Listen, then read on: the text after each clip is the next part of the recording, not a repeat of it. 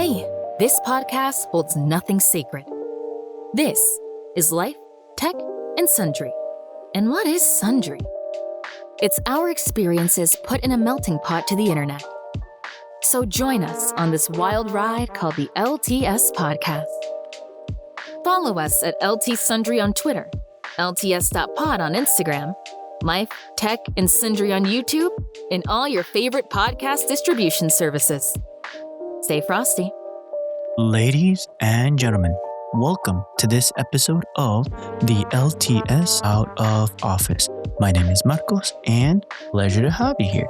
First off, I'm going to start with my co-host, Alan. How you doing, Alan? I'm doing well. How about yourself? Can't complain. I am happy to be here. Good to have you back.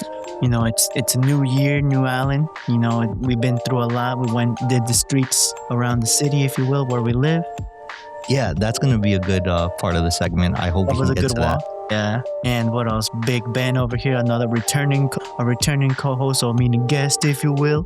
Benny, how you doing? Excellent. How about you, Marco? How you doing? Can't complain. Normally, Benny, back in the day, he would say what should I say? What should I do? Again, in previous episodes, but Benny and I worked together at the coffee shop. Throughout the weeks, we were talking about tourists and all those things. And, you know, I feel like that flushed out an idea for the podcast to, as a segment of, okay, you want to hear stories about tourists doing their stuff, if you will, American tourists specifically around the world. Well, Benny, you and I, we collaborated and talked that out over there. And, you know, we shared some notes. And let's see, I'll hear your side and I'll hit you with my side. And then Alan is just along for the ride, asking questions, opinions, and the likes, if you will. What do I you think? sure am. Good. Okay then, Alan, do you have any questions that you want to, or, you know, you want to share? First, let's start with Alan, Big Alan, Sensei Alan. Actually, you know, out of respect and etiquette, I'm going to actually want to intro Benny because this is the first time for me, at least, knowing Benny. So, Benny, again, if you can, give me a 1 minute elevator pitch or spiel of who Benny is. Who is The Benny? myth, the man, the myth, the legend, Benny. Benny. Absolutely. If you Who's the Benny? Who's the Benny? Benny. I don't know if I could elevate that. How can I try? Well, Benny, I work with Marcos. We've been working for 2 years, and you know we've been talking stories and about ourselves and about myself too, and also bringing up some topics about what's going on around the world, or how I grew up, you know, things like that. And things that's pretty much it about me. But also we go depth about my journey, having a, you know, own business, similar to the ones that we work in, or we work at. okay. And, you know, and keep pushing towards the goals, towards my goals, and also pushing Marcos to giving some ideas what to do. You know, pretty much it. That's what we talk about here with Marcos. It's our lives. That's cool. Yeah, no, I just wanted to double check because there is a few things off of the your minute elevator pitch of who Benny is. Yeah. Probably I do want to ask some questions pertaining to the actual podcast notes. But, you know, before I start going into interview mode. Yeah. Yeah, basically for me, hopefully during this podcast, we're able to hit, if not all segments, at least one or two segments and just kind of go off from there. But I do want to get your insights as far as, you know, I think Marcos had told you, and obviously in the notes, about AI, about food, about maybe certain current events that have been going on, not only, I guess you could say locally, but maybe statewide or even Globally. country or globally. Yeah, because I'm not sure. Maybe you do travel and maybe I'm just not aware of it. Maybe you've been Very around soon. the world in 8 days. You know what I'm saying? Yeah. So basically, That's gonna happen very soon. okay, that's cool. Right, No, yeah. I hope you enjoy your trip. I'm not sure where you're heading off to, what the planned itinerary is looking like, but I do hope, you know, I wish you safe travels, obviously, and I hope you enjoy your time. Thank you. Absolutely. Yeah, sure. So, Thank you. yeah, I guess for me, I guess if you guys want to start with the segments, or if you want to kind of spitball current events, or maybe we can start off yo, what you have for lunch and or dinner today, or breakfast, if you guys want to go down that rabbit hole of food. Yeah. You guys let me know, and I'll definitely step in when you guys need me to. Benny, what do you Yeah. think? Should we talk about food? Because like, what do you like? What are you in the food Well, area? Like, I what's would like to calling talk. Well, I would like to talk about food, but I haven't gotten my dinner yet. Oh, We're gonna tease him. We're gonna tease him. I hold it. I needed to, get this episode done or something Absolutely. like that. And then move to my And then he's gonna supper. get into the kitchen. Exactly. The food is waiting for me, and it's a delicious dish my mom just made. That's what's What is It's it? so good. It's more like a chicken thing and some rices, maybe some vegetable on the side, but it's so good. Okay. It's so good. It's so good. I love it. I think this is not like the first time she makes this type of dish. Probably she has made it Chicken cutlet? before. Oh yeah, I just took a pig of it, and then Or I like a nibble. came back. No. I didn't even. I didn't even take a nibble of it. I took a pig of it, and then I came back to my And then you room. walked away. Damn. Exactly. That's what I just did. And I'm just ready to go back. It calls you. Exactly. And just like I want to go back to the kitchen and take another peek, but I can't because I'm here with you guys. We are, yeah. Don't you worry, we'll get you there. Alan, what Yes. you eat? What did you have for dinner or lunch by this? And then maybe have dinner. Exactly. Yeah. Me, really simple today. I woke up a little bit late, and then I guess just did the coffee thing, the good old faithful cup of coffee. From The there, usual. Yeah, the huge, absolutely. After the coffee, I just kept busy doing, I guess you can say the logistics behind getting the computer ready for tonight, and There a were couple all things, other, weren't there? and just do a couple of errands outside, going to the bank and stuff like that. Because for our listeners that maybe are like, when did they record this? So today's Valentine's Day. For for some of you, you probably out with your significant Lovely other. ones. Sorry, brain fart. Yeah, absolutely. Mm-hmm. Their significant other, and come Monday, we have a President's Day. So I wanted to get the banking situation done between yesterday and today, which thankfully I was able to go do deposits and withdrawals and stuff like that. And then after that, I came back because I wanted to get stuff ready because I'm not sure if the weather's going to get any nicer or any worse. So getting things ready, checking on the oil for the house, calling the provider that does the oil for the crib. So there's heat because I'm not trying to freeze to death. And for those that are like, yo, where do these guys live? Well, myself, I'm located in the New York area. I'm not going to specifically tell you where, just know it's in and around New York in area. New York It's State. around New York. It's Yes, around New York. And absolutely. That's all we're gonna say. And then basically, besides that lunchtime, I ordered and I got something to eat. And this is just me because I knew I had to record today, lunch. So I ordered lunch, but I also ordered dinner. So it gets here. So I have dinner ready just in case I have that time right after the recording. So I did order like something small. I got myself a chicken Caesar wrap, and I got like quite a few, like maybe 4 different bags of chips. I went to the Stop and Shop and got chips. damn. Yeah. So, but honestly, it's just like, just in case, I have people over. There's a little snackage going on. So I'm not, kind of like, oh yeah, I don't have anything to offer. So that's basically what I did. And then for dinner, I did order. Unfortunately, I wasn't able to order something I wanted, so I kind of settled for a regular turkey club sandwich. Which there's nothing wrong with a turkey club sandwich. I wasn't the one. Yeah, no, I'm just saying there was a particular sandwich that I wanted to get that I wasn't. Honey mustard or jalapeno? Yeah. No. I strictly did the simple, plain Jane, because I'm not sure after this recording how late it's going to be, and I'm not trying to do the most and then get a stomach ache I and understand. not be able to fall In the asleep. middle of the recording, would you share the Brother. Not able Like to the fall last thing you asleep. want, bro.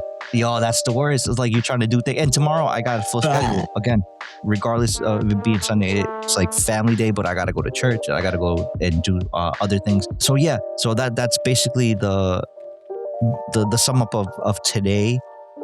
Up to now. I do want to plan out, or not plan out, but more so try to gather my thoughts about what I wanted to share with you guys today. Because I want to say from last recording that we did till today, there's been a bunch of stuff that's been happening locally, and state-wise and obviously globally that we might want to touch upon that might not even have to, like, not necessarily is on the actual document right now. Notes, yeah. On the notes, but I do want to kind of touch base with you guys on those type of things, because again, opinions are opinions, yes, but I much rather listen to you guys' opinions because you guys are also in a I guess the way I'll phrase it is you guys are situated in a place where people that know certain things like the law reside, and I'm pretty sure you get a bunch of foot traffic, and this also helps with gathering or listening into conversations or having conversations with interesting people where it's like they might say something and you're like, huh, very interesting. Yeah.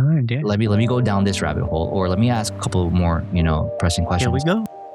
Yeah, so like one of those things is like, obviously here it's been cold. New York City looks like it's bananas right now because for those that are not aware, a couple of weeks back we've had snow, right? And the snow was bad enough that, a lot of places basically just piled the snow up onto the side of the road. Unfortunately, compared to past times, it's gotten a little warmer after the fact, which helps alleviate the problem of the snow being there. So it melts, right? Or rain occurs and it kind of washes away the snow that was left. But unfortunately, it did not happen. That did not happen. What happened was that it got super cold. It And became it ice. froze. It froze. So you have piles of snow wrapping around cars that the city or whoever, company XYZ was called upon to clean or clear the roads. And they did a good job. I'm not saying bad. I'm just saying, unfortunately, a lot of these cars got trapped underneath the snow or just bad situations all over, right? Right, I can tell like, that. what? Yeah, look, it's Yeah, been because close to where I live, it's the same situation. right. And the same situation, there's still snow on the side of the roads. Basically, what the city did, it just cleaned just where the cars going. At the sides of the road, they're still, full of snow. Cars are just like squeezing themselves to park there. Even on top of the snow, there are cars like parked on top of it. It's just I was joking around a car that I saw outside with my mom. Do you see that car? It just like wants to climb all that pile of snow there. Exactly, the mountain of that snow, because it's huge. It was so huge, and the car was just like on top of it. That's crazy. That was funny to me. That was just for Crazy. parking, right? No, Exactly, yeah, and that was just for parking. Looking for parking slots outside. right. It's crazy.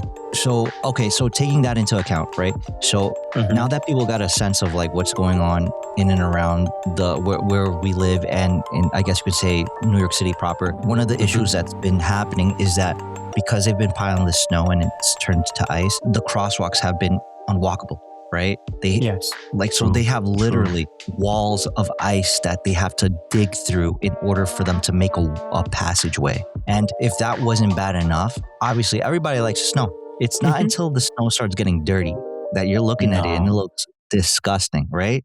So Yeah. to add insult to injury, you have the city, and let me just generalize, right? In the city, let's just say it that way so people don't think it's like, oh, everywhere, right? No, let's just say the city because that's where you're gonna probably see a lot of these videos on NYC, social media. on social. So what happens is that for whatever reason, the new administration probably hasn't been able to figure stuff out, which leads to what's happening now where you have piles of trash on top of the ice now. So you have walls of ice and snow, plus on top of it, trash, recyclable goods, and other miscellaneous things. And people are fed up now. People are getting upset because it's like, dang, we literally have to crawl and walk over these piles, right? Now, True. I don't know And how also fast. Yep. Go ahead, Benny. I'm sorry. And I'm sorry. And also, there are like still sidewalks that haven't been cleaned yet. Exactly. It just and then it became like pieces of ice. You could walk over it. You could easily slip. Iceberg. Ice field. Exactly, icebergs. Like you could easily slip, easily. Because I went to one of my appointments this morning, and wow, like my mom just almost fell. That's scary. 'Cause it's dangerous. It's still treacherous. You need to be careful, man. Yeah. Yeah, no, a slip and a fall. You think it's, something, don't worry, you can laugh it off. Nah, you can't do that. You're not supposed to, bro. It's like, I don't get it. It's like, and mind you, there city code, right? As far as like rules and regulations, and I'm pretty sure a lot of the owners of the buildings or whatnot have someone on site to clean, right, the sidewalk. But the way the snow was coming down, the last time it was coming down, it was the snow came down in such a way where you cleaned and it would get dirty again, right? Or snow would accumulate again. Yeah. To the point where you had to be there multiple times cleaning and then salting. And the salt wasn't working very well because it was below zero type of temperatures. It was like negative what, 12, double digits, I negative don't 12? quite remember the exact temperature, but I do remember that it was cold enough where the salt wasn't activating quickly enough to actually melt. Yeah. Point being that the snow got put to the side. People could potentially slip and fall. Not fun. And very, very unsafe. And then for those that have vehicles, right, cars and whatnot, you wouldn't be able to park very well because the snow was just kind of thrown to the side, thinking that the snow was gonna kind of like melt, right? So you had problems in certain streets where a street where you had a two-way street, it was reduced to a one-way street because the ice and snow was piled up on both sides. And this city had to come through and legit scrape the snow and ice from the side of the road, like where the actual street, the road and the actual sidewalk come through or like connect or meet.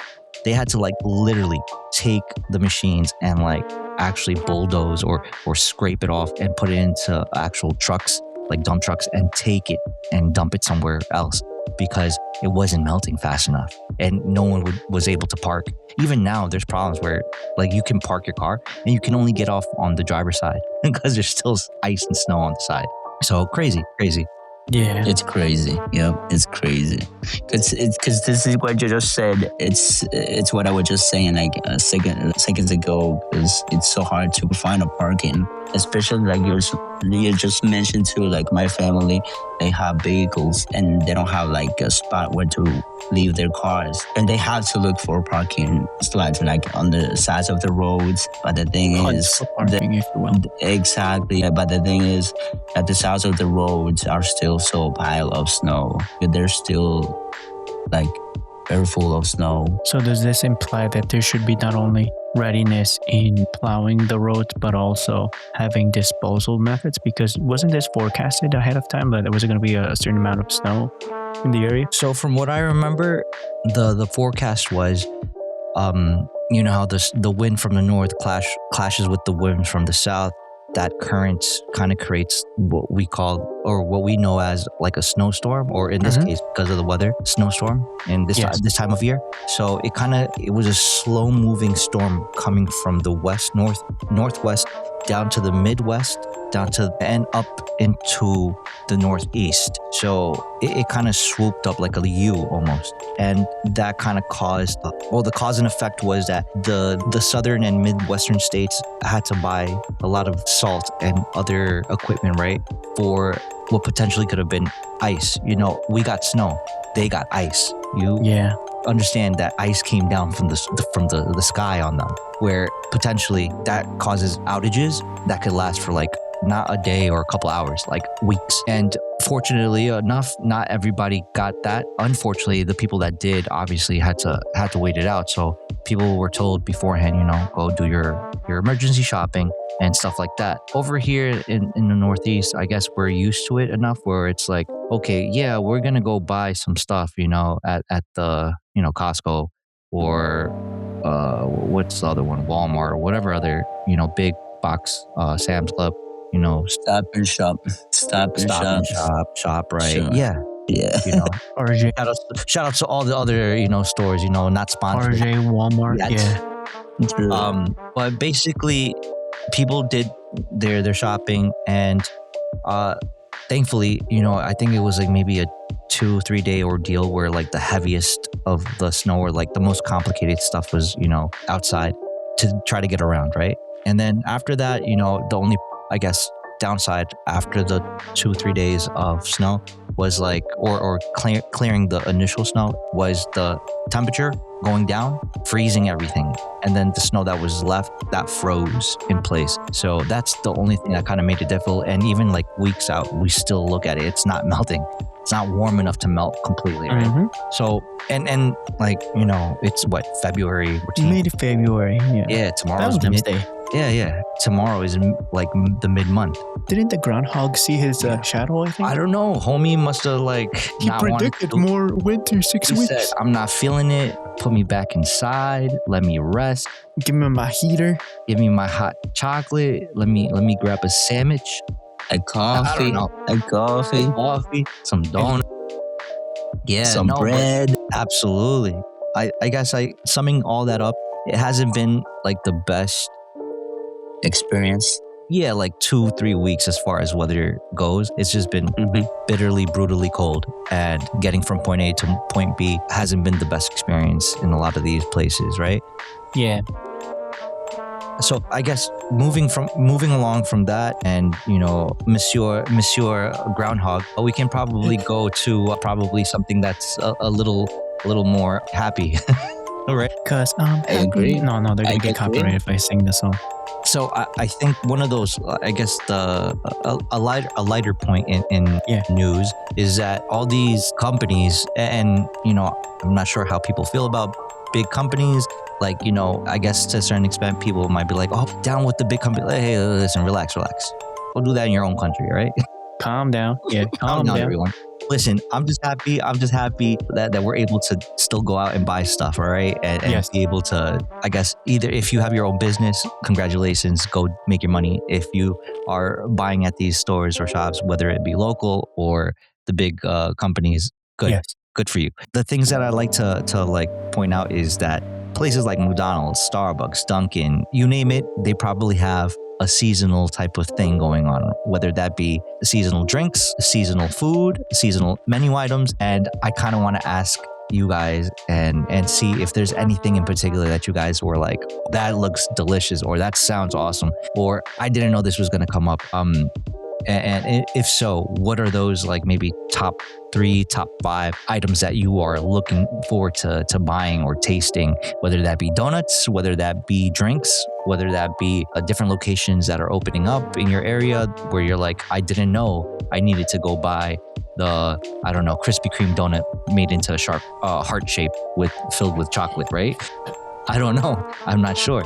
Or maybe it's that Starbucks, you know, pink drink. Mr. Allen, please. Pinkity, drinkity. Yeah, basically. So I don't know what is your guys' thoughts behind that. For me, you could always find me if I'm gonna go buy a coffee at a Dunkin' Donuts. # not sponsored. You know, I wish I were, but Dunkin' Donuts. You know, I run with you. And imagine Dunkin' Donuts, please. It's like no, America does not run on Dunkin', right? It's like Marcos runs Dunkin'. I run on Dunkin'. Me. I like that, Alan. I like it. Actually, I can't wait because I run with Dunkin' Donuts every Sunday Morning. because I'm Sunday, so Sunday, every Sunday. Sunday, exactly every service Sunday. out here. Exactly, I run with Dunkin' Donuts every Sunday. Like I just said, I can't wait to get my coffee tomorrow. Maybe some coconut donuts too. Bro. Yo, actually, that'd be interesting to figure out or find out. Yo, guys, do you guys? Yes. Now, I'm asking this. No shame if you guys do or don't. Just real quick, are you guys about the points game or not about the points game? Like, do you guys download the apps for these food places and rack up the points, or not really? You go first, Benny. Not really. Not really. Not really. I just You like just there for the coffee. right. Exactly. I just like the coffee, and you know, I've been told by their employees, hey, why don't you? I've seen you a couple times here. You're a like, regular, man. Exactly. And then why don't you download the app, and you know you can get like benefits. Yeah, I could do that. I'll think about it. No, absolutely. No, and Benny, the reason why I ask, and Marcos as well for you, it's weird flex, right? People can say, oh, I have, in my case, right, for Dunkin'. And the only reason I say it, not for flexing on anyone, is just that during the I guess the warmer seasons, I'm out and about and I'll be able to go to Dunkin' a little bit more frequently. Whereas in not that I don't go, it's just I don't go with the same frequency, and I tend to like sometimes make my coffee here at home, right?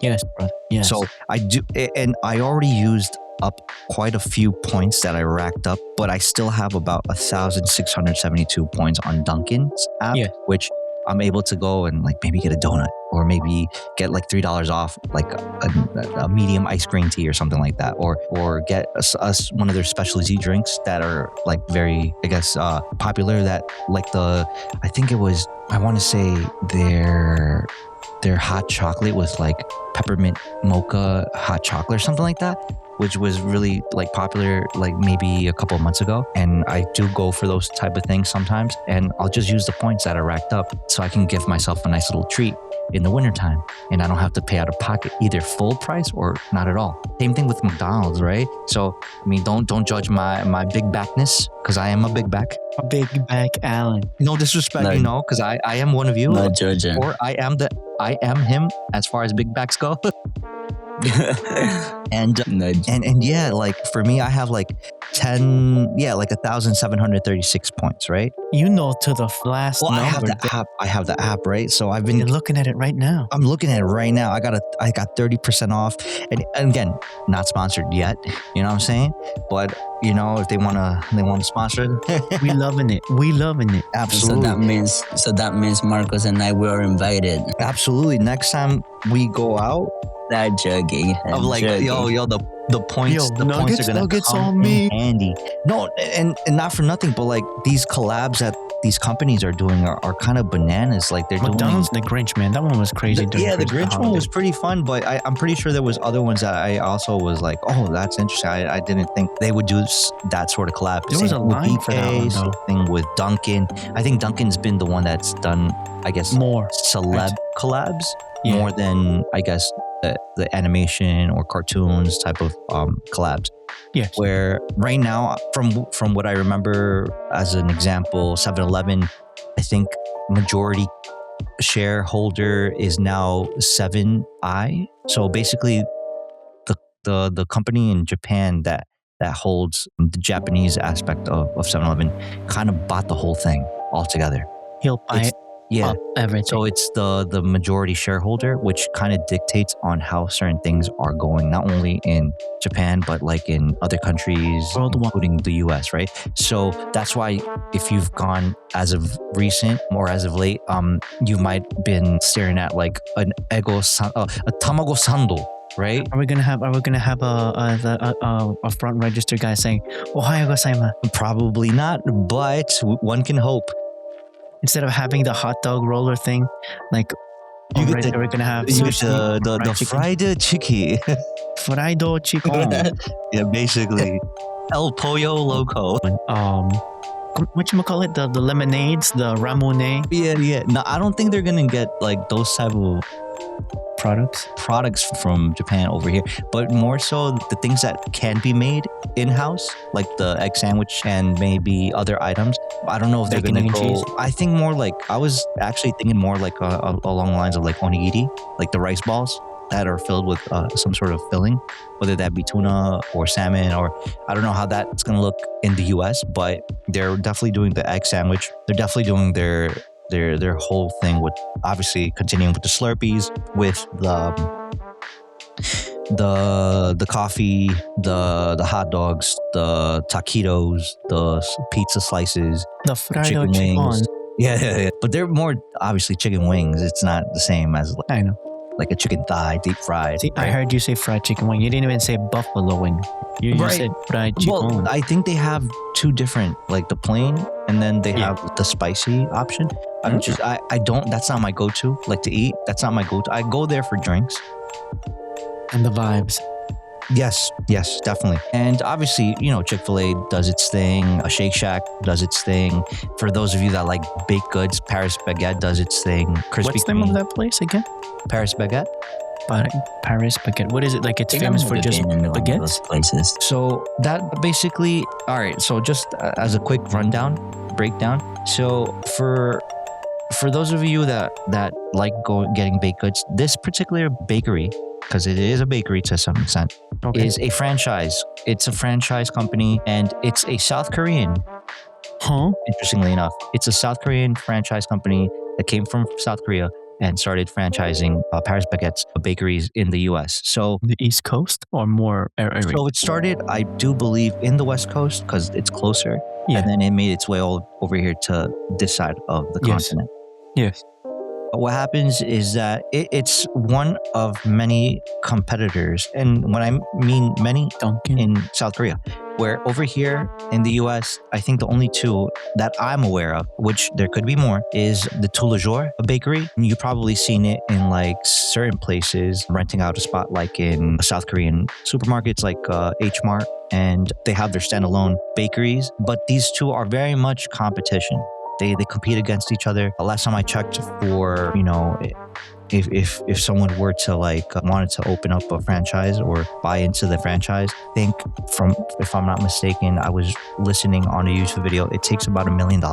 And it only makes sense if you have maybe like between two or three. If you have the 3 franchise, that's when you start seeing like your money come back into your pocket. Yeah. You see your ROI, that's a little bit better. And the reason why is because they actually, not that they're the only company, it goes to show how much they invest into their personnel, because they send them to baking school. And I believe their contract, and I'm pretty sure they have a contract, they're contracted to work for them to kind of pay off what they learned at baking school, since they paid for their baking. So they don't get paid while they're working? No, they do. But they're like, I guess you could say their time there is what counts towards them paying off their debt, not so much their actual physical check, right? So they get paid to work there, but they're contracted to stay there, to be a employee until, I want to say maybe it's a year to a 1 to 2, maybe 3-year contract to work like there soccer exclusively. players, Yeah, baseball players. But hence the reason why it's so expensive to open up a franchise. Now, I don't know the ins and outs or the nitty gritty of the details, but for those people that wanted to do that, I do know like maybe one person that did go, and she told me that she was sent to school. Not only her, but like a group of people that work there, right? They crack of dawn, they're over there like around 4 or 5 in the morning, starting up, getting the ovens ready, baking all the baked goods, because it is made by hand. They're freshly made. And this hence the reason why it's when you go and get a couple of breads over there, it costs you like $20 to get a couple of baked goods. But again, it's like to make bread, man, the hours or the time to make the time, of course. Benny knows. But I know a little bit about that. Yeah, because my stepfather works in a bakery, and like every time awesome. he bakes a like freshly bread or freshly cookie, freshly a muffin, like you mentioned. Right. Wow, it's so good. It's so good. It's different. Like when you Benny be sampling bring everything. like something like it was made yesterday, and you bring it home. It's a little bit different. The taste is so different. No, of That's course. the freshness. Imagine. No, and again, from my understanding, a lot of the times it's like those are the things that set people apart. Quality and quality insurance, right? Quality insurance, like you want to make sure that the quality of your product is up there to compete with anything or everything that's around, right? So that's a good thing. The unfortunate thing sometimes it's like the aspect of, and I was watching podcasts about this, what was it, maybe like 2 days ago or so, about it was like the I want to say the retired from that company specifically, CEO of Ritz-Carlton, a gentleman that basically started making Ritz-Carlton or created, I'm not sure if he created Ritz-Carlton or he became the CEO and kind of changed the culture about it. And his main mission was to work really, really heavily on hospitality. So this is from like the science behind how to greet and treat people. And hence the reason why that company has really grew, right? When he was in charge. And I guess a lot of that also has to do, or it would be very important to take note of that when you actually go to a certain restaurant, even if it's a Paris Baguette, right? Or like any other company. Sometimes the one thing that's lacking, product might be good, but the hospitality is garbage. Yeah, Marcos, I'm sorry, buddy. So something that I noticed, an example, a flooded market, like you said, Like it's highly competitive. You gotta stand out to make your path, to open your niche, if you will. So if the market is flooded, isn't the product also going to be more expensive to get the resources? Like, doesn't that also bring up? Yeah, everything costs money. I mean, I'm not sure if you really can find something to kind of cut loss or cut waste, but I think one of those things that people don't take into consideration sometimes is like when you have like that one or two or even three awesome employees, right? That are understanding that you're not there just for the paycheck, right?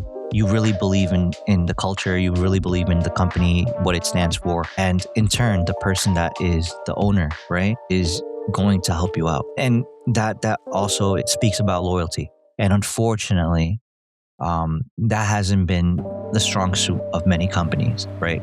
Just in the bread making company.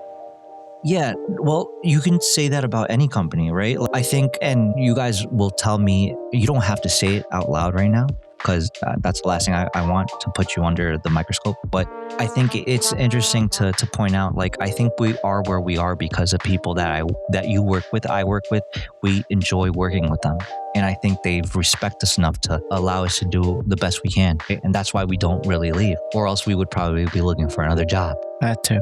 Because I'm thinking with the guys that they go to the bakery, they're being invested upon, if you will. And obviously, how would the person that's being invested upon, going to baking classes and all those things, get the standard of the business? How would you guarantee them that they'll get a return on investment aside? Because you assume that they're up in for the team, right? But at the same time, you got to think about they got bills to pay, they got rent to do, and all those things. Like if the boss helps you out, like you said, then you'll guarantee more loyalty by that point. Right. No, you're absolutely right. And I think it goes over people's heads sometimes, and more so from the actual owner, not the manager per se, more the owner, because the owner is the one that's supposed to, you would hope that the owner is involved enough to make that sort of call, right? And I guess you can say the manager is going to do what the owner says because they get paid salary compared to people that get paid hourly, right? Yeah. There's that dynamic. Again, sometimes people tend to forget that, not only is the manager supposed to look out for the business in a certain sense, but the actual employee also as well. But what happens or tends to happen, especially here in the States, is that you lose that personal touch. And when you don't strive for excellence, the quality of the product goes out. And you can make really awesome, and let's just, whatever, it could be a burger, it could be a hot dog, it could be cookies. If you create a great product that probably is a 10 out of 10 drops down to 8 or 7 or even a 6 because they give you quality, crappy service. And it's like that smile, right?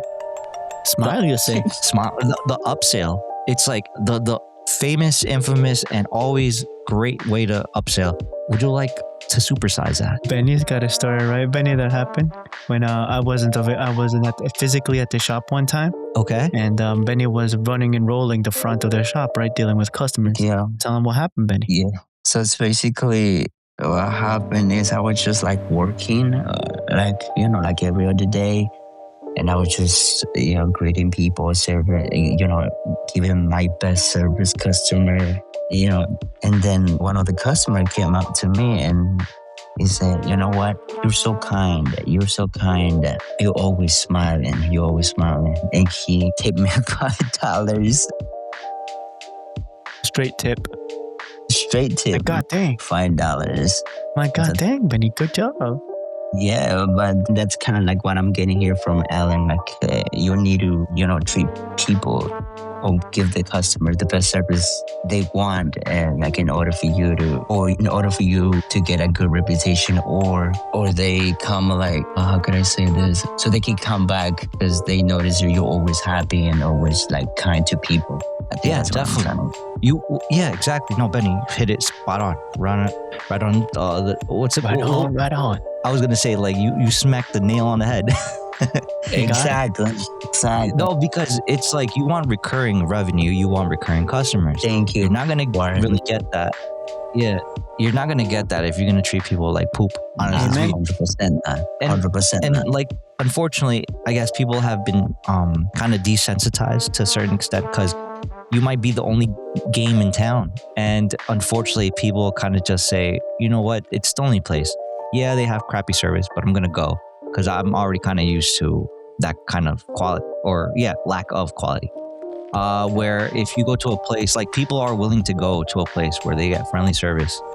Yeah, it might be a little bit on the pricier side, but a lot of people are willing to pay for that premium. And again, a lot of these companies, it backfires, right? So let me just give you an example. A couple, maybe like a year or so ago, Starbucks has been struggling crazy, right? Because of that very thing, crappy customer service. It's like they are at one point they were doing really well. They offered really competitive salaries, really competitive benefits to not only Workers. to workers, but I also believe even it extended to like maybe even part-time workers, which is unheard of, right? So that's why they got an influx of just a bunch of people applying and working at Starbucks. Unfortunately, when you do such a thing, you would hope that there's some sort of quality control or like a filter, right? To kind of like avoid hiring people that are not good for your business, right? Deterring people that are just there for the paycheck, not really there for the vision, right? Because it goes hand in hand. It's like you just go there. I don't like, and not to say that you can't be trained because they're supposed to train you.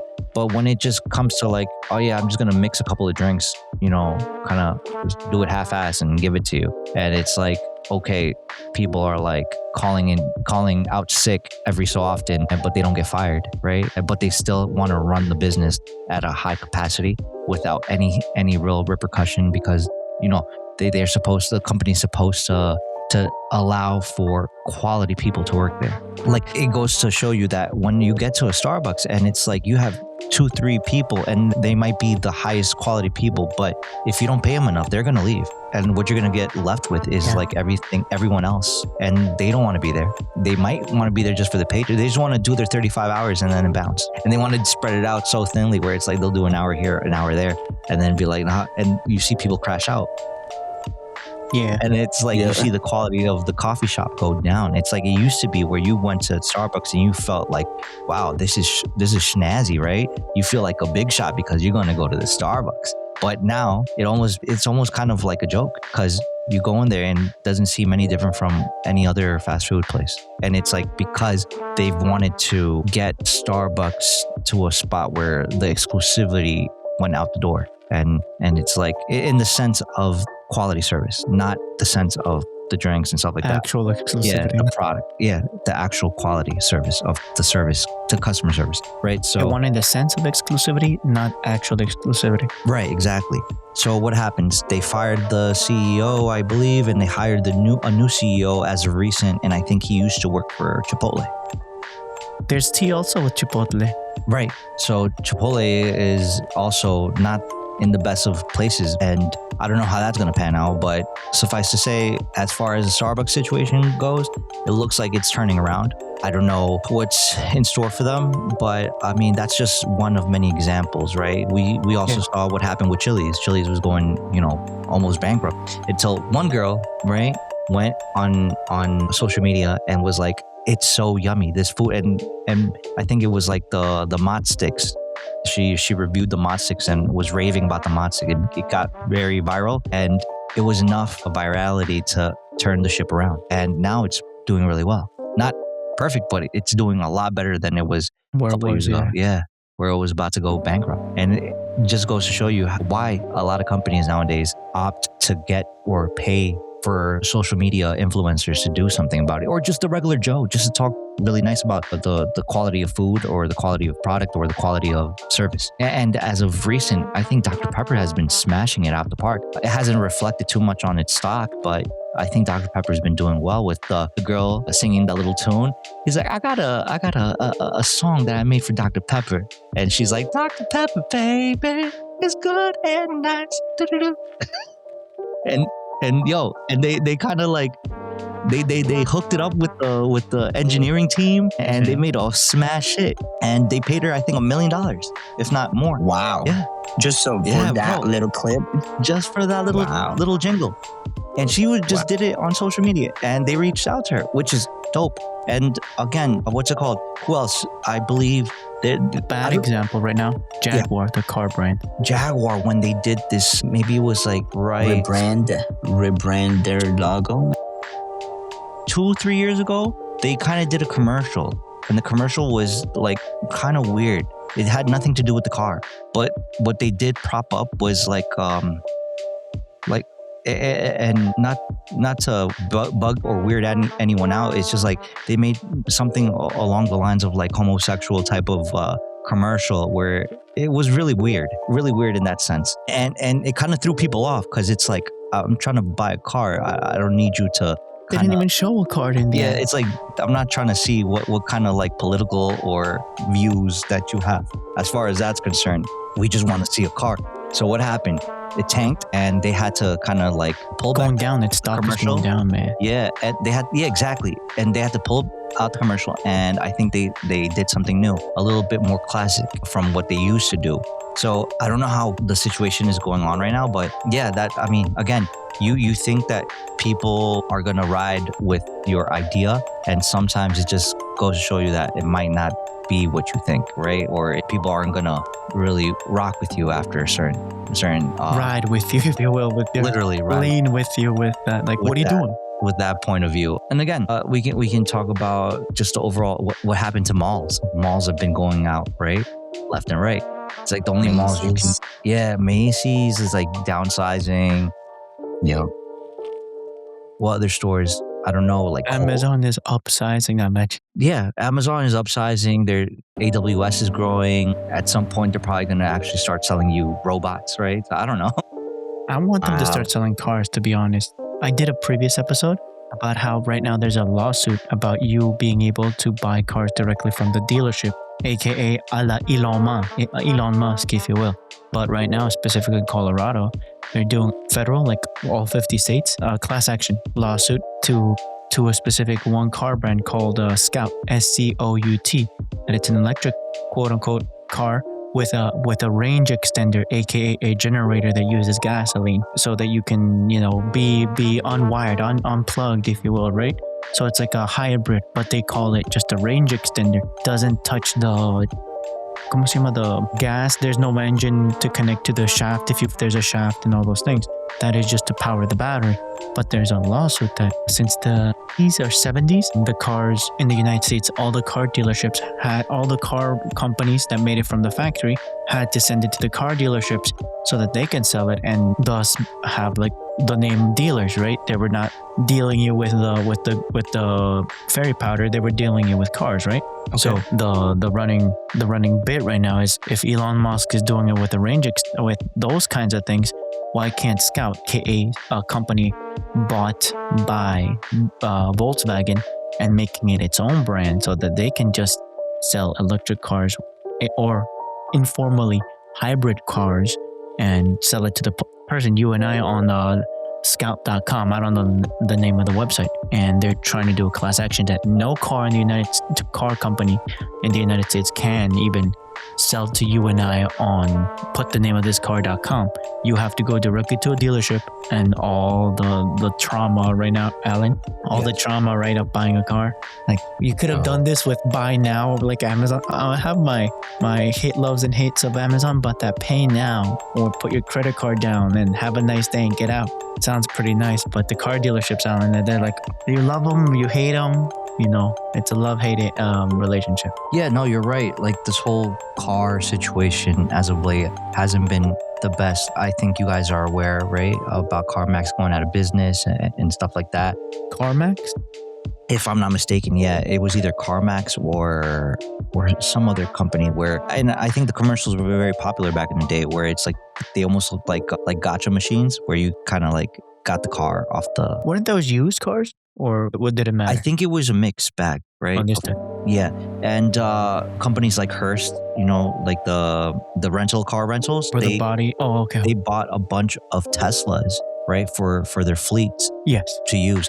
And again, they weren't able to really do much with it. And even now, if you were to go for used cars or to like Hearst to buy, you can buy one of their cars. And I think a lot of the cars there for sale are mostly Teslas. They're a dealership. Well, there are car rental, so you can go. It's like almost like Alamo or like what's the other one, that car rental spot.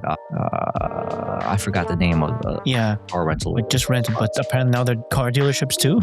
Yeah, well, now they had to. They're kind of like put in that crazy situation because of maybe not the best of decisions, and they had to pay a lot of money for that. And I mean, Tesla did well because he got the money for it. But and he won. He won about you going to the website and getting it from there instead of you going to a dealership. Right. And then I think who else also benefited from that deal? It was, I think, Tom Brady, if I'm not mistaken, because he was the one that Football. Was in the featured in the commercial. So he's on everything right now, right? He's taking everything. Well, like a lot of ads. Yeah, I think between him and Shaq, I think they're two of the most used or paid, not used, more so paid collabs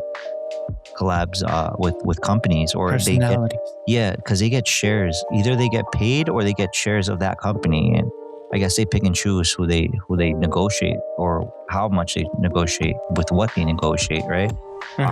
But yeah, I mean, a lot of companies are understanding that maybe not so much commercials, but more so like influence of people on social media is the way of the future. I mean, it's strong. Yeah, Duncan did collabs with Sabrina Carpenter, with the actors Matt Damon and Ben Affleck, I think it was, right? And they've also American Eagle did it with the collab with, what's her name? I forgot. The Sweeney? I don't know. Oh, there you go. Something Sweeney? Tilda Sweeney. Sweeney. Yeah. So again, a lot of these companies are doing all these collabs, and it's nice to see. Sydney Sweeney, I think that was her name. Sydney Sweeney. Why did I say Tilda? I don't know, bro. Where did I get the Tilda from? Charlie. Another social media. I think that was influencer Charlie. Yeah, something Charlie, right? For I think Baskin Robbins, if I'm not. D'Amelio Charlie, something like that. Oh yeah, Charlie D'Amelio. They think that. Yeah, from TikTok. Yeah, from TikTok. Yeah. I think they did a collab too. Right. Yeah, and I think I remember her for I don't know if it was Dunkin' or Baskin Robbins, but point being that, or Taco Bell. And they're doing that in Japan. I think the last one was like in Japan, Taco Bell had one of these like models, right? Whoa! Think outside the box.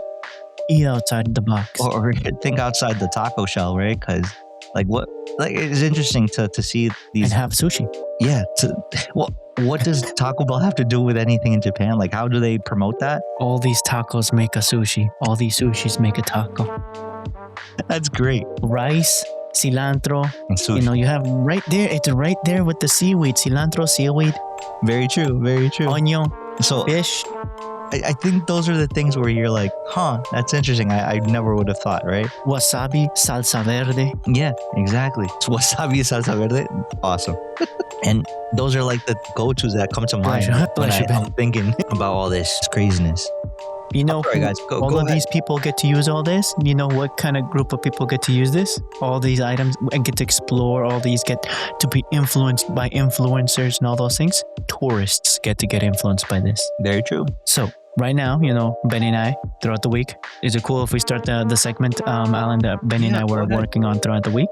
Yeah, go ahead. Talking about? Okay, so Benny and I were talking about how there's going to be the World Cup this year, right? 2026 in the Americas, Mexico, Canada, and the United States, right? Yes. There's going to be tourists. There's going to be car rentals being everywhere. They're going to try everything, right? McDonald's, Taco Bell's, the works, right? So I want to know the reputation the other way around. American tourists worldwide. Benny, do you have any stories where Americans acted out as tourists that became popular in social medias that you can bring up? I have some, but do you have any, Benny, that made you like talk about it? Like you would like to share? Just like the American, like this American woman that got pickpocketed in France, like, robbed. Exactly, or she got robbed or pickpocketed or something like that. So it's basically you said it right, one of these little teenagers stole her purse and like where she had all her belongings and like passports, phones, and AirPods and things like that. So basically, what they ended up doing is just chasing, track the AirPods first, and then they kept tracking all these belongings until like she found the teenager girls. Like she was holding all her belongings, and this woman just grabbed her hair, just pulled, and and also Her the weave? teenager was just yelling.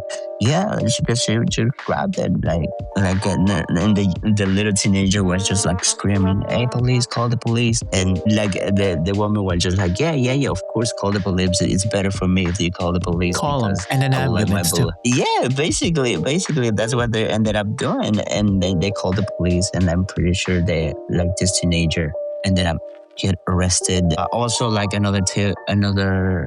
I almost missed it. Like I think one of her colleagues too, like another teenager that was with her. She ended up throwing this like a bottle of water on this American lady. She ended up like punching with the bag, and she had to get in hospital to get some stitches. They were just the like when they tourist found- or the Yeah, the tourist, not the robber, the tourist. Because when the woman grabbed the robber, she just hold her. She just hold her by pulling her hair, and she didn't let it go until the police came. But just before the police came, her friend hit her with a bottle of water. and She they had to caused an go- injury. yeah. Apparently. Exactly, and the tourist had to go to a hospital, get some stitches and things like that. Damn. But yeah, like But I that story, thought, like but at first, I thought when this happened, when this got trending on social media, I thought just like the tourist grabbed her, by the hair and everything. ponytail or just Exactly, the whole hand. the ponytail, it was like a ponytail. Yeah, I thought it was she just grabbed like the hair and just like called police or just hold it until the police came. But no, one of her friends ended up hitting the tourist, and she like Damn. start bleeding. Yeah, but this is like some details I missed because it became so popular in social media. That's one, right? But that's one. Mm-hmm. There's another one that I have that I want to share with you guys that was with whatchamacallit in the during the just in general in Europe. I don't know if it was in France specifically, but I know it was in Europe. I don't know you, Alan, if you heard that people would allegedly put their phones or have their phones in their hand, and they pickpocketers, like Benny said, would get their phones stolen from them. And turns out it was a fake phone, a decoy phone that was just straight charcoal. They just designed it to have look like the buttons, the screen, and all those things like glossy, but it's just a piece of charcoal. Did you ever see that one? I haven't heard about that one. I mean, I'm aware that in places in Europe, like any major cities, like there's a lot of pickpocketers. Bro, but this is just like rampant over there in a highly dense place. Like I'm in New York. I know of people getting robbed, but not like they're standing in broad daylight, something taken from their pocket. Or mind you, I've also been in Mexico City. They don't do a pickpocket over there. They like put your hands up, run the pockets, and have a nice day. And then the block down, they get robbed again. Like we don't work together, so give me those shoes. I've heard of that. I've never seen a situation in real life, but I've heard. Yeah, like one block down, they take your wallet. You give them your not phones weren't popular back in the day. Give them your wallet, give them anything fancy, your watch, whatever. Have a nice day. The guy was walking with his kid, and the block down, I don't know that guy, but give me your shoes. It's crazy. Versus that, and they weren't tourists. But another this meme one, that I think it heard- was in France. Yeah. God, another meme that I heard when this happened about the lady that got robbed in France. Okay, it was France. Okay. They're not gonna do that in here in New York because people they already prepared, so they're not gonna do anything like pickpocketing here. They say, but they were just a meme. They were just a meme. Bro. And during the Olympics specifically, there was one story that a Texan guy with his wife, right? They were looking, I forgot what, I think they were doing the ones that they throw the sticks, javelins, and they were in the stadium. His wife was getting robbed, right? And he was there. And he grabs the guy, and they were in the stairs, right? He grabs the guy that's trying to steal his wife's purse, grabs the guy and just chucks him. Like the guy was texting like a big boy, a big back boy, and just grabs him and does like and throws the guy. The guy ends up falling down the stairs, the robber, and ending up to go to the hospital. And it became so many of these events that they were overwhelming the medical system allegedly with just robbers trying to steal, them having fake phones, it's like they couldn't get a job. They just wanted the opportunity of running people's pockets without them knowing. Apparently it's a business over there. Over here, I'm not a thief. I don't feel like I know. I feel like I'm dumb in that sense of robbing, man. I don't know. Like what's the game? What's the gain? Like the product, resell, what?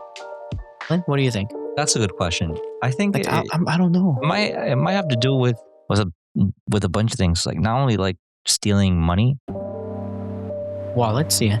They can resell the wallet or the purse, whatever's inside, right? IDs, they can always resell the ID. A fake ID, basically. No, yeah, so like steal identity. Yeah, there you go. That's where I was going more. So like the actual identity theft. And if they're the type of people where they'll run if they have credit cards in there, yeah, they run the credit cards, run up the actual credit. If they have their cell phone, again, more identity theft, or they resell the phone to one of those kiosks where you can sell your phone for money. And I didn't think about it that way.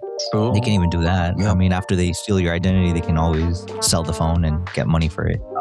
So there's a bunch of like things that they probably do. I mean, it almost seems like that's like one of those crimes that happen a lot more often, right? Where it's like you hear about also like car theft, right? Being very, very here in the United States or outside? No, like very rampant. They'll not only steal your car, like you know in the Bronx, they'll like steal your wheels, they'll steal rims or whatever. The rims, leave them, yeah. Yeah, they'll steal your catalytic converter, panels, the doors, or they smash the window in and take the badge in front or in the back. Yeah, they'll do whatever they see that they need, they'll take and they'll resell. And the problem is that in other cases, they'll just steal the whole car. And then when you least suspect it, it's like somewhere in West Africa. Yep, and that's where my story fits in here, because recently one of my uncles got his car stolen. Damn, in Bronx. There you go. In Bronx. In the Bronx, boogie down. In the Bronx. Yep. He went to work like usual, like any other day, and he has this like his thing, like where he leaves his car on all the time. Like even if he just like wants to get inside this like a gas station to grab a coffee or anything. Because he likes to play this like a power thing, like where you get money. He loves playing that.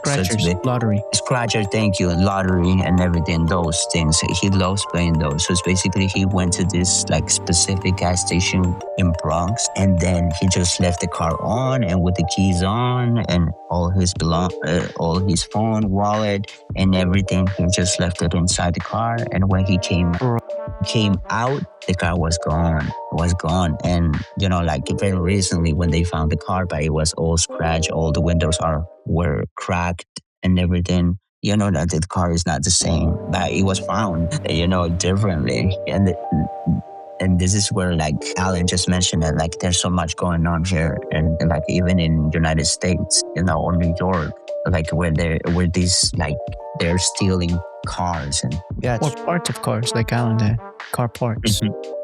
Like car parts. Yeah. For example, when I was over 10 years ago, we had to go fix with Mr. J's dad. They had to go fix his truck, so we went to the Bronx, and where the mechanic was, literally there was like a junkyard, a big junkyard where you could find quote unquote find the car part from a used car. And I'm like, what's to prove that those cars aren't like just thrown away and they brought them here for money, if you will, to have the spare parts? Like nothing, right? Because the mechanic would say, hey, I need this for this kind of truck. It was over 10 years ago already. And he's like, I need this. And the guy at the junkyard was like, don't worry, I got you. And he went. There was like a little old lady selling tamales in her laundry cart, like tamales, or atole. Yeah, we waited, and who's to tell us that they didn't just go get a car around the block and said, here you go, here's your used part, $20, $200. Mm-hmm. But in that one, My question now, okay, that's rampant.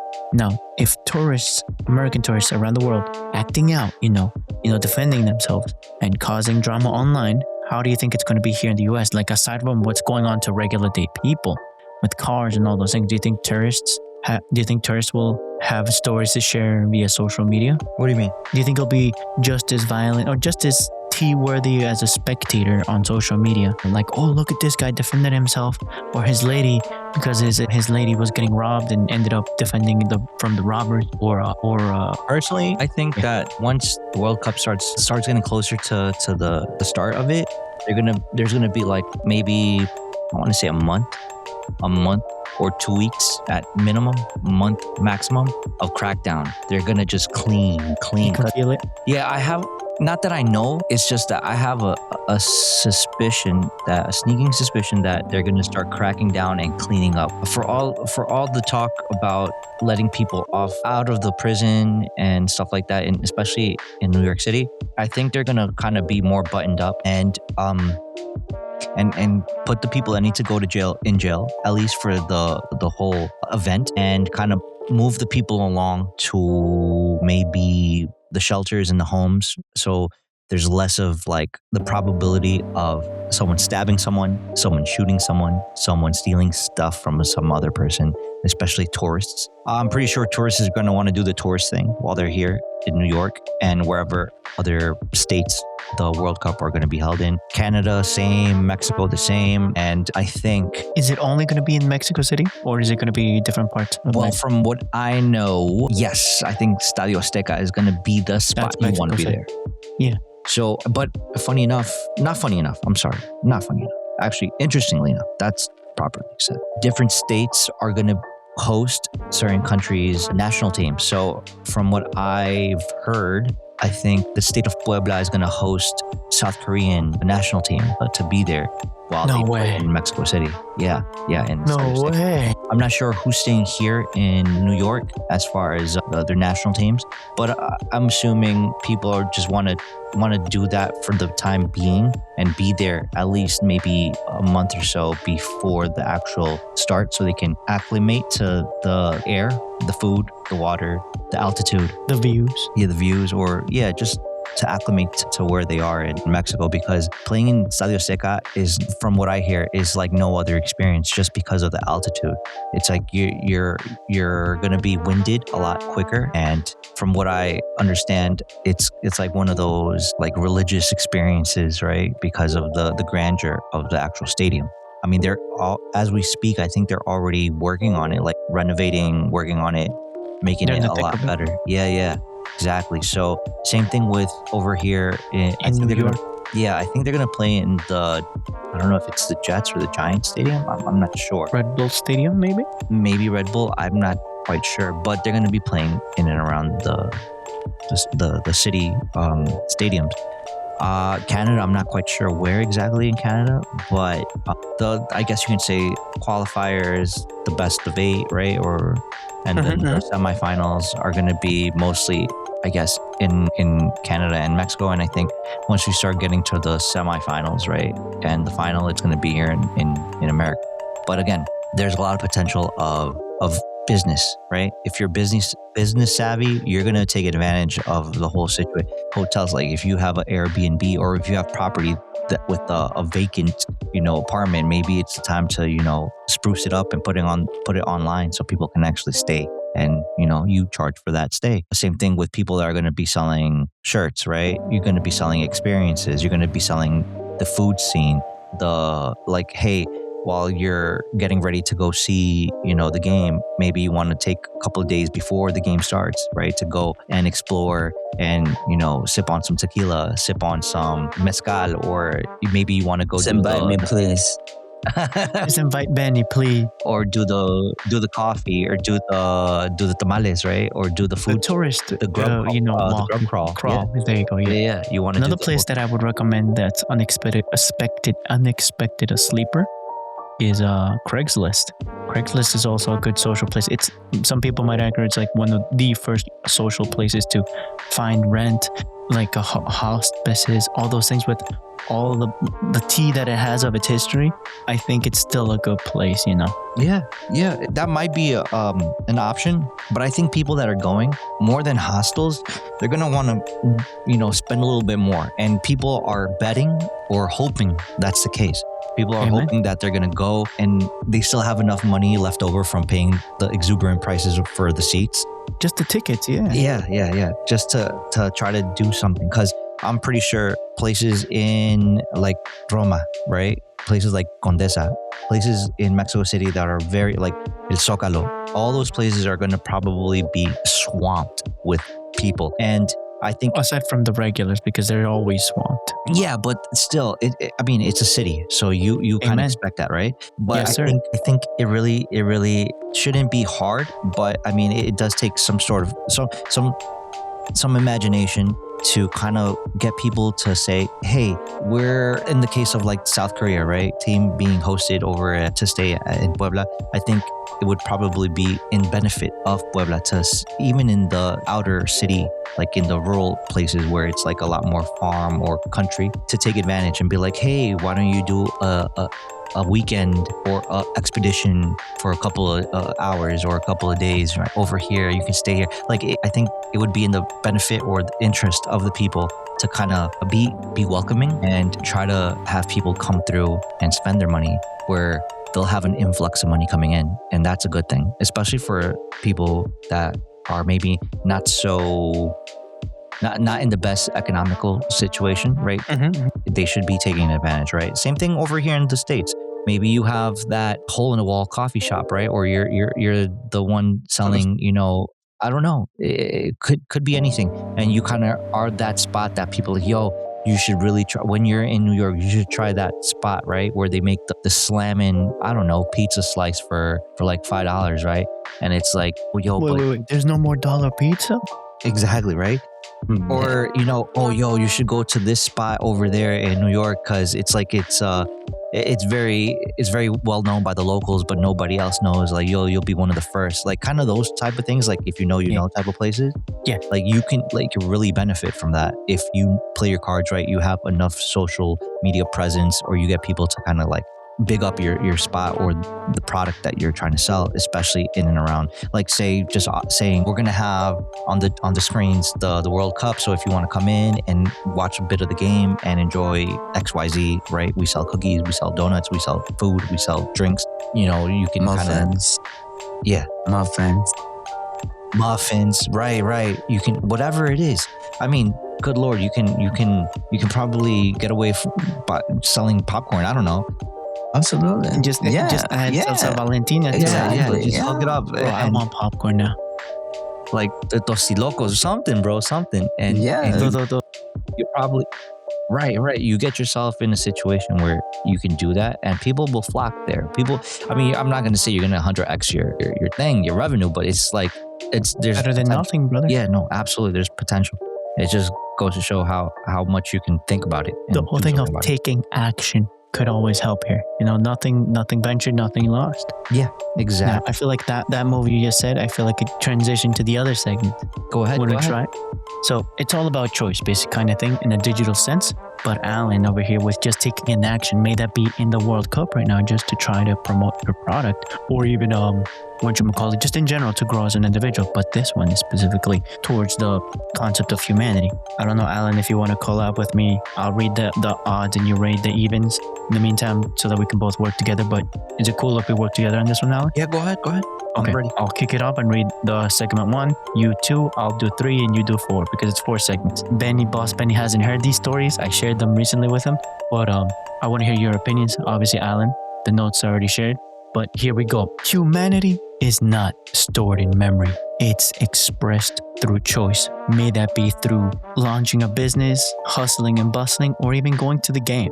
This quote was inspired by the RoboCop universe. Today, we're exploring how these choices define us in an increasingly automated world. Taking it to story number 1. Let me know when you're ready, Alan, so I can start reading story 1. Go ahead. Okay. The particle physics of accidental wealth. Wizards with a budget.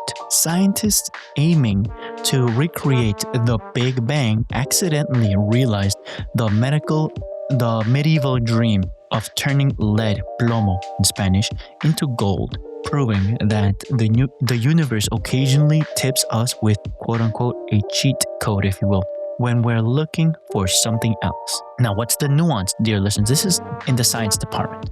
The nuance here is that we've officially unlocked the power of divine transmutation, yet we still let a literal groundhog, wink wink nudge nudge Alan, in Pennsylvania to dictate our national energy policy, while we struggle to navigate a self-checkout line without an existential crisis. I created a bullet point here called the fact check for this story, this segment, because it's a news story. Well, it turns out it's true. Fact. It happened in May of 2025 with the CERN's ALICE collaboration. Talking about collabs out. Yes.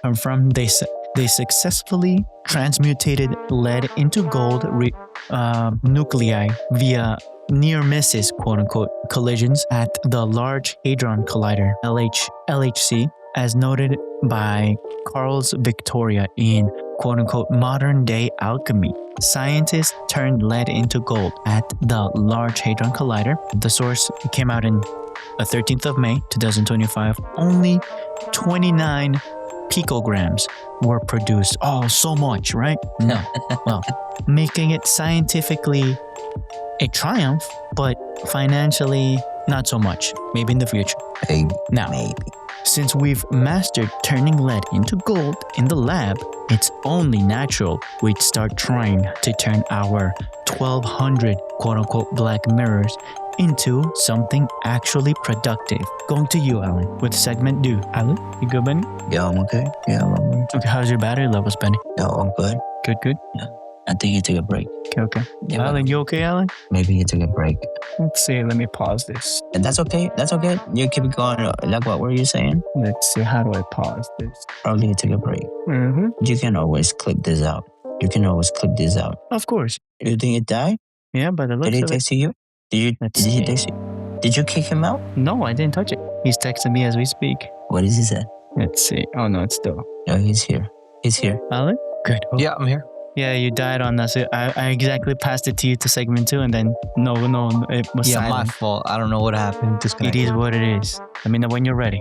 Yeah, segment 2. Segment 2. Yeah, Frankenstein's mobile PC. Is that Yes, sir. what we're really going to read? I'm Yes, lying. sir. Yeah. All right. So it says bullet point number 1, hardware lobotomized. So it says power users are getting Samsung phones and rigging them into personal PCs. Builds via DeX, using to liberate Silicon from its corporate mandate, scroll and consume prison to reclaim agency from the Silicon Valley gods. Second bullet point says the nuance. There is a poetic irony in spending dozens of hours and hundreds of dollars to make a handheld device do exactly what a 2014 ThinkPad could do, providing we'd rather be architects of our own junk than high-paying tenants of a sealed box. Third point, fact check. Rating fact. The DeX DIY community has surged in 2025 and 2026 with enthusiasts repurposing damaged Galaxy phones into functional small form factor desktops using specialized cooling and docking stations. According to Samsung DeX, how to turn your smartphone into a desktop, Samsung Insight, and this is from March 30th, 2023, this software transition effectively bridges the gap between mobile portability and desktop utility. And then the last quote on the bottom, once you've liberated your hardware from the manufacturers, the next logical step is to use our digital slop to perform an exorcism on the darkest corners of the web. Yes, sir. What are they talking about that with segment 3, dear listeners? Well, it's the savior in the slop.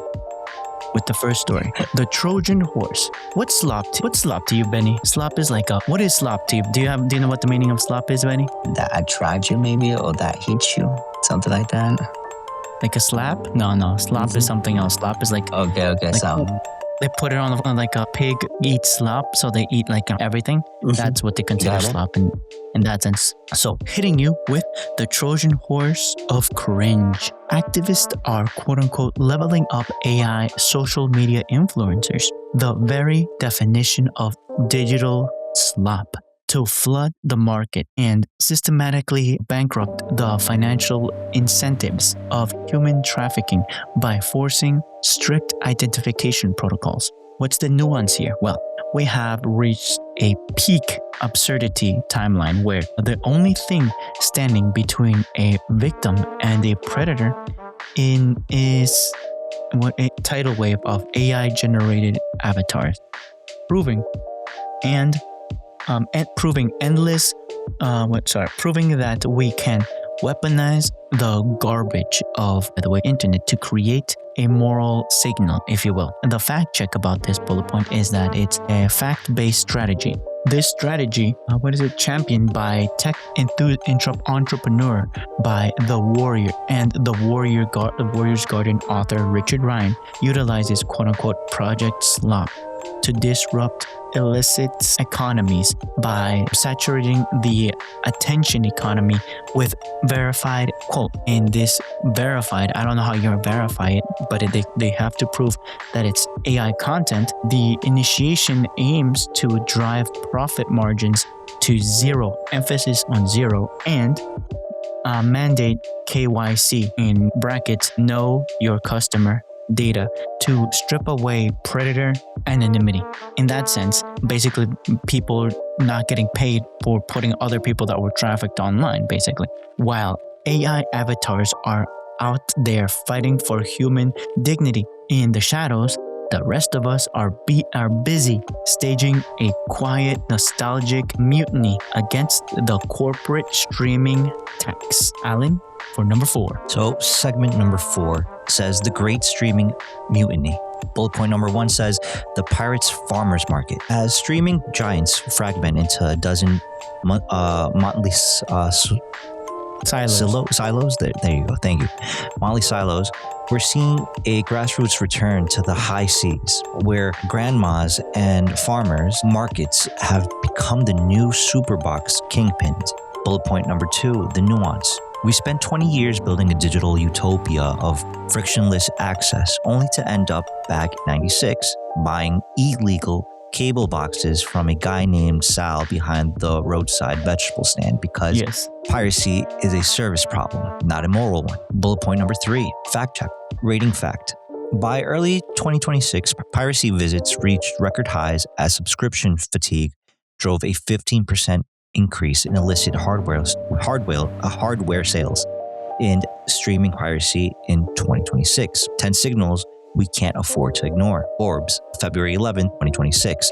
Experts confirmed that viewers now view piracy as a necessary means of access rather than theft. And then to conclude, it says, your memory is just a file path, but your choice is the extension. So stop running in the background and start acting like the admin of your own life. What do you think, guys? That's crazy, buddy. Bro, what about the TV boxes? I grew up with that. My first movie that I watched in one of those boxes was Anaconda, the first one. The scary movie one. I totally agree with you. I think, to your point, like these bullet points or these 3 segments kind of really contextualize and bring kind of forward the thinking behind what you were describing in these bullet points about people looking at it and not looking at it so much as a issue of morality. My feeling. Yeah, more so it's like, I think they've gotten to a point where a lot of these companies think or thought that putting or slapping on a subscription-based type of way of going about it would be the end-all be-all solution for them, because now in order for you to watch certain things or play certain things, you have a handful of different apps that you need to subscribe. I guess you can say the initial solution was, you want to cut the cable, you don't want to pay for XYZ cable provider you don't use. Right. You have 1,000 channels and you don't watch all of them, and there's nothing on when you want to watch them. How about you cut the cord and you pay for my subscription service for this specific company, and you'll be able to watch all these shows that we have in our library. And on its face, it looks like a great idea. Yes, it does. long short of it, it's not, because now you buy one or you pay for a subscription, and what tends to happen is that they only have maybe like 2 shows that you like out of the whole catalog. Bro. So you have to kind of jump to another one, right? And buy that one as well.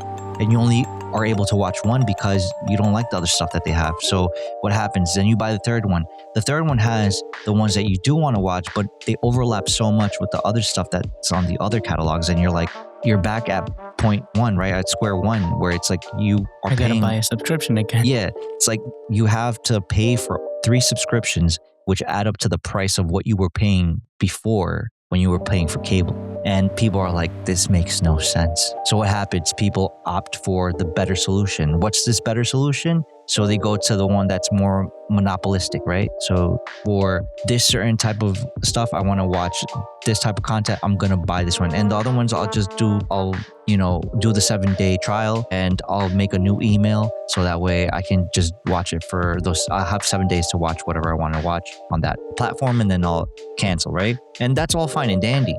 But when you want to actually watch something and you're like, okay, let me watch it on the one I'm actually paying for. And then all of a sudden you find out that, yeah, we didn't pay for licensing anymore. You lose the cover. Yeah. Yeah. So we're not going to have it on our catalog anymore. So now you're asked out, and you're ultimately left in a situation where you're paying for the subscription, but the show that you originally paid the subscription for to watch it is no longer in the catalog because they didn't pay for the licensing anymore. Yes. So what happens? People have been trying to get very, very, workarounds, right? Find workarounds to get what they want, right? So They as we started can getting see, boats. yeah. So what we can start seeing, right, especially here on the show notes, is that people have not only been doing this or figuring out that it's happening with their actual media, but it's happening also with their actual physical, physical items, right? So this could be cell phones, this could be laptops.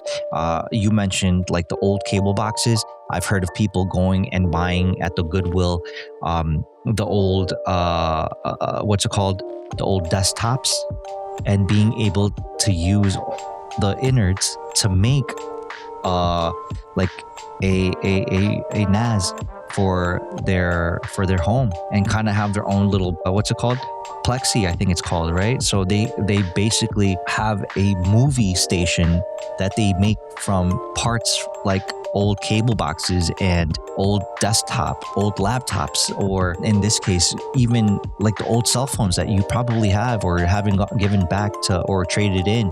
You have a community where you can, backwards engineer it to make it into your personal PC. So you don't have to buy, like the statement was here, a 2015 ThinkPad. You can just use your Samsung Galaxy fill in the blank and use it as a now new desktop that you can use decks and do docs, right? Microsoft PowerPoint. Well, that's crazy with that. Email. Or just browse the web. And you don't have to invest anything more than you really need to, because you can just plug and play. It's already there. Right? So obviously making it into one of those more elaborate looking docking PCs with the cooling and the fans, and like, okay, you can do that. And obviously it's going to cost you a fraction of what actual PC build nowadays are probably going to run you. 3K. Yeah, but still, it's a good option if you want a basic run-of-the-mill PC where you can use basic Microsoft docs. Or right? run all the Android games, gotcha games that you want. Right. And you could definitely do it. Now, what I would say about the slop is a lot of people obviously are taking all these unwanted, if you will, right? Because that's what slop is, right? The throw out unwanted, it's gone bad, or potentially it's what they think has gone bad, and kind of like put it to the side, where people will find treasures between the gunk, right? And repurpose it for something else. And that's a good thing. I think a lot of people nowadays are going and buying catalogs or like physical copies of DVDs, Blu-rays, music CDs on places like eBay or Facebook Marketplace or the Goodwill or wherever they can find physical copies, and just kind of like uploading them to their computers and having them in their own little separate. So if you have a couple of terabytes on hand, which now is pretty much you're able to do that, you can you can definitely do that. I mean, I see people nowadays going and buying NASs, right, and being their own little towers or their own little personal libraries where you can access it anywhere in the world from your home, and you're able to watch whatever you need. That's uploaded, obviously. Watch like your Google whatever. Drive account or exactly. something. Yeah, but without paying for a subscription. Again, going back to not having to pay for a subscription, which is amazing. But I don't know what other competitors are there to Google Drive that would merit that you like. Well, you can do. comparatively- I mean, you can do besides Google Drive. I know Microsoft has its own, like what, Outlook, right? Okay. Or you can do what's it called? Any other company like Dropbox. Dropbox is another one. I'm pretty sure Amazon has something, like AWS probably has something to do with that, right? Probably. Or people, right? And other competitors that we're probably not used to. I know Apple has their iCloud service, Yeah, I don't have an iPhone, so I don't know, but I forgot about that one. and I'm pretty sure to some degree maybe Samsung has something. Maybe not for the globally, but maybe in South Korea they probably might have something, and we just don't know about it. Same thing in other countries, maybe India, Japan, Russia, Europe, countries in Europe. They might have their own companies that do those type of services, but Yes. isn't promoted outside because it's only in country type of Yes. thing, where the American companies are very much about not only America, but also globally. Like, let's get this in front of as many people as we can and get paid for it. That's how Yes. they look at it, right? So Yeah. I'm pretty sure that people are kind of getting fed up, and I'm seeing it where, dang, I have to pay a subscription for what I watch, the content that I watch. I have to have a subscription for the things I need to save, like videos and pictures and music.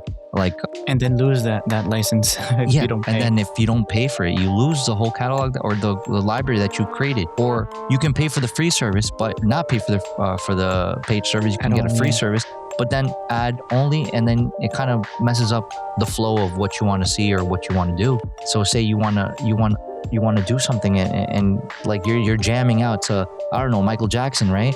And then when you're listening to Thriller, and then all of a sudden you get a commercial about, I don't know, friggin' any of the drugs that they promote so much. Even then, now they're talking about that, Lord. Yeah, or whatever other thing they want to sell you, right? So it becomes a real pain in the butt. Eli Manning. Yeah. So it just becomes a real big issue where people are kind of fed up. They're like, dang, is there any way I can actually pay for something where I don't have to pay out the butt money, crazy money, and then You to have to have make it yourself, but it's right, not and then that- have a limited catalog or incomplete catalog, and then if they're not feeling up to it to pay for licensing, I lose more than I actually gain. And every year it seems to be like these companies are just running up the money, right? Or the price on their subscription service. So it goes from like, oh, it used to be $5, now it's $10, now it's $12, Netflix. $15, like $29.99. And you're like, wait, what other benefit am I getting? And then they're like, no, everything is enhanced. Enhanced what? What are you enhancing here? No, well, it used to be that you can now download offline so you can watch. I'm like, how many shows? Just one. So I'm paying $29.99 for one download a show? It's like, okay. It's like, so am I at least going to get it in 4K? No, you still get maybe 2K. 720. Maybe you get 1080p, right? Maybe you'll get 3K. Maybe. Perhaps. YouTube is doing that. If Yeah, you want a exactly. good quality, night play, you have to pay me $13 or $12.99 Premium for membership. Now, Exactly. that's a good premium point. membership. that's a good point, Ben. Like, I would say, Yeah. if putting all these companies together side by side to kind of like make a like very objective analysis of like which would be the better buy, we could do that, and we can do that until the cows come home, right? Just comparing all these companies to see what they provide, how much it costs, and what's the best buy for you as an individual. But As a consumer, right, but at the end of the day, what Marcos picks is not what Benny's gonna pick, and it's not what I'm gonna pick, because maybe Benny likes music a lot, and maybe the go-to for him would be, a music app, right? Well, like, all right, out of all the music apps, which one is he gonna pick? Maybe it's the one that I'm using, but maybe it's not, because it doesn't have the catalog my that taste, he wants. my taste of Exactly. like. Maybe Marcos wants to buy one of the shows, right? One of the show catalogs. Very But right, but he's like, yeah, but this company doesn't provide, this platform doesn't provide, or doesn't have the stuff I want to see, and this one does. And I'm like, okay, that's cool. So you're gonna pick that one, but I want to pick the other one that you said no to because that's the stuff I like to see. So everybody's gonna have a different, inclination of what's better for them. Yes. Not only price wise, but what the catalog contains. What if you could do something where you can have your cake and eat it too, right? Where, yeah, it requires a little more work, but at the end of the day, grease. little elbow grease, yes, but you're able to have what you want when you want it for a one-time cost. So that's where companies and people are trying to get at and figure Services, out. companies, individuals. Right, where you're able to do that, build that, and you can see it with making cell phones into personal PCs. You're seeing it with people taking old cable boxes or old desktops and converting them into their own personal private computers, right, for storing movies, music, and shows, right? So I think people are going down that path. To be quite honest, I think I'm probably going to move forward doing something like that at some point. Your digital library. Yeah, where I'm like a NAS. Like, I probably mentioned that like maybe 2 or 3 times. And I think at some point we're going to have to sit down and discuss that at length to see not only what we can do with it, what we could achieve with it, and see if we're able to kind of like build out some sort of user interface, the UI, so that we can actually access something like that or be able to use it for our own benefit, whether that be movies, shows, or music. And then, obviously not put it out there for the masses, just for us. Because at this point, bro, it's like wherever you can shave a couple of dollars but still be entertained, I think it's a good look. Just because it's like you can, like, honestly, and let me just pick on one of these many companies, right? Let me just pick on one, and we won't mention it by name, but you guys are probably aware of which one we're talking about. So maybe you like anime, right? And there's one that is the one that's the biggest one, right? So that one is buying up other companies left and right. It's done it with smaller companies or companies of the same size, but now it has control over a lot of it, right? Of that type of content. So if I don't go through them, and just recently I got an email from this particular company where it's saying now it's going to be enhanced. You're going to have to pay more and you're going to get less. And I'm going to be very sad. But that less is going to be enhanced. Yeah, and I'm like, how am I going to pay more and get less and be happy about it? No, that makes no darn sense. And this is where the Chipotle thing. Right. Exactly. It's like when you go get detergent for your clothes, when you go wash clothes, now it says it's enhanced, right? Or they say it's concentrated. So the soap is concentrated? Is that what you're trying to tell me? But it's smaller. Wasn't it concentrated before? Yeah, exactly. The bottle is smaller. And now it's concentrated, so you're going to charge me more or the same price, but it's going to be small. Again, this is marketing at its best, but at the same time, it's best for the company, not best for you. Mm-hmm. So we have to kind of look at it in a objective way where we have to kind of figure out the workaround, make it work. I like the statement with the internet box or the TV box, super box. They were saying they noticed that people don't have moral dilemmas. They have, what was it? Not moral dilemmas, but it was rather than, where is it? Because piracy is a service problem, not a moral one. Right. Yeah, it is a service problem because no matter how much you try to figure out my catalog is going to contain this, well, there's going to be people that are happy, people that are going to be unhappy, but you still want them to pay for your service. And I get it. You have to pay to maintain it, to run firmware. What's it called? The other one, the spyware. You have to, if they're paying, you have to have a third company, right? Expenses, overhead. Third party company to kind of like protect it so that it doesn't get hacked and all the users' information gets leaked into the dark web. That happened multiple times, right? That company. Like the credit Just card. Just Sony as an example. Any company. Yeah. Even the so-called companies that are supposed to protect you and run malware, right? Or protect you from malware have gone hacked. Get malware. Yeah, get hacked. How about with Norton? Norton was famous. What's the other one? The one we spoke about on this podcast a couple of years ago with one of the guests that is an engineer and that wanted to work probably for this company. I forgot the name of the company, but what software? It was a company that does what's it called, a security for other companies. Don't tell me it's like the AWS thing for Amazon. No. It was a other company. Don't worry about it. Yeah. No stress. I forgot But it, yeah. and it was with Gen C, if I recall. Okay, I got it. Yeah. Okay, I got you. It was one of those episodes. So if you guys wanna, for you listening, Look back. yeah, Through you the can records, go guys. through and do one of those look back in time type of podcast. Yeah. I think it was I was gonna say red stripe, but I think it's strike something strike or whatever. The point is that even those companies that are supposed to take care of you, protect you, also get hacked. Who protects them? Exactly. So they have to do their own due diligence to protect themselves to kind of show that they're able to do it on a large scale. So that's what I'm saying as far as like, maybe you don't want to do that. Maybe you're kind of fed up. You don't want your information out there anymore. And I think again, and I know it sounds like I'm pushing this real hard. To a certain extent, I'm kind of convincing myself, like, even though it maybe upfront might be quite a bit of money, but I know that down the road, that was not only the best solution, but a cost-effective solution for the next 10, 15, 20, 30, 40 years.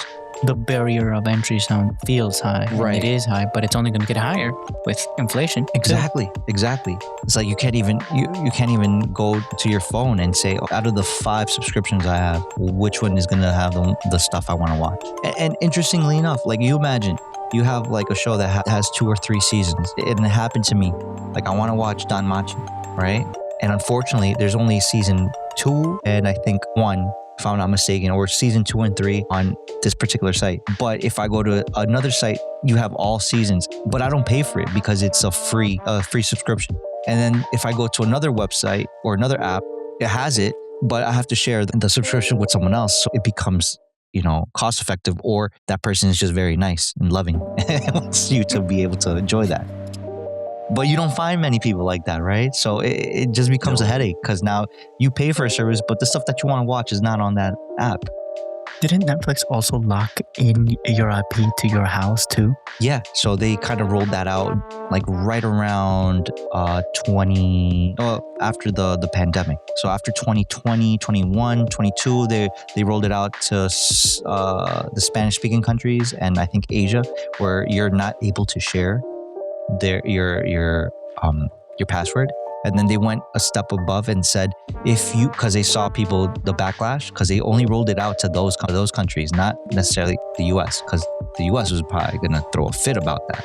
So what happens? So they kind of worked out the kinks and said all right, we'll allow you to have sharing passwords, but they have to pay like $1, I think it was, for them to be a +1 or add on to the subscription, right? To the original subscription. So people got mad, but ultimately a lot of people said they were going to leave, but ultimately they paid that $1.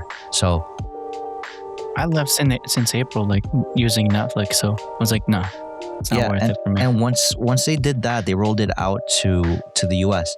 So again, Netflix has been on a roll. So they were eating really good during pandemic because they did their own shows and they had a backlog of a lot of stuff that they had pre-recorded before the pandemic. So what happened during the pandemic is that all they did was collect money because all they had to do was do their thing by releasing it little by little, like the trickle. They trickled it until we got out of the pandemic situation, and then they started and now they're doing movies. They're doing comedy shows. TV show. Yeah, original content, and it's like they're paying the big bucks now. They bought what did they buy? Something that Lucha Libre. No, the American one. WWE. There you go. Thank you. I said Lucha Libre, Force of Habit. Sorry. No, it's cool. I want them to buy the Mexican one. I don't know what. I want them to buy that department, the Lucha Libre department. My sister watches the Lucha Libre and like the WWE all the time. She loves that. That's on Netflix now, and it's it is on live. Netflix. Yeah, so again, I mean, we just comparing notes. It just kind of makes you think, all right, what would be my next, step to get myself out of that situation where I'm paying for 5 subscriptions and not getting much value out of it. That's the whole thing, right? Yeah, man, you got to take that step or not, or Yeah, and again, bro, make your bed. I would confidently say to all the people listening to us, if you get the opportunity, go on YouTube, right? Even if you have the free version, right? Paid or free. Paid or free, and just look up Nas NAS system. I think Ugreen has a NAS system, What's and NAS again? I got you. I think Anchor has Let's see, a hold up. the NAS system. Like, you can actually pay for it. Let's see. I demo NAS. I think he cut off. Alan, no. Let's see.